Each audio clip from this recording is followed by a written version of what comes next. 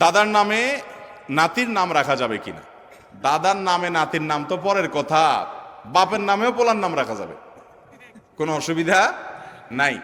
আমাদের দেশে সবাই ইউনিক নাম খোঁজে, ইউনিক, টল্টু, বল্টু, নান্টু, পিন্টু, গিন্টু, গেংটু, কি আজিব আজিব নাম খোঁজে সব। আরে ভাই, সবাই বলে ইউনিক নাম লাগবে, আনকমন না লাগবে কেন? আপনাকে আনকমন নাম লাগবে কেন?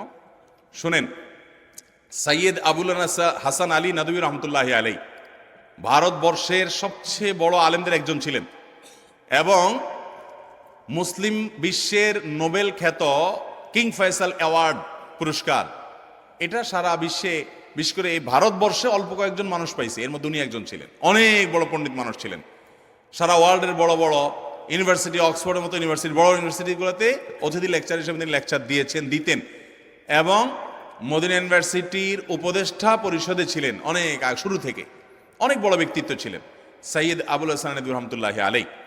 এ আল্লাহর বান্দা, তার পরিবারে কয়েকজন বাচ্চার নাম, কয়েক ভাই, একই ফ্যামিলিতে কয়েকটা ছেলে হয়েছে, সবগুলোর নাম রাখছে মোহাম্মদ।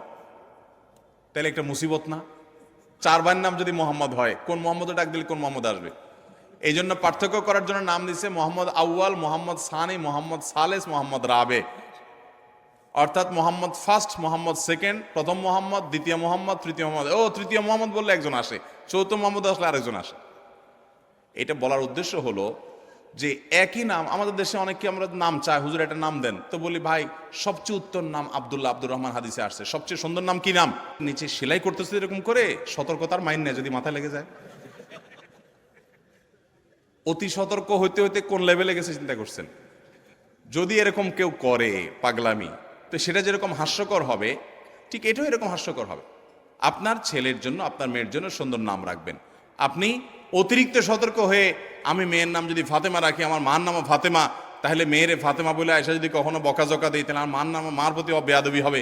এত ভালো না, এটা অতিরিক্ত ভালো না। অতএব মা বা বাবার নামে ছেলে বা মেয়ের নাম রাখাতে কোনো অসুবিধা নাই।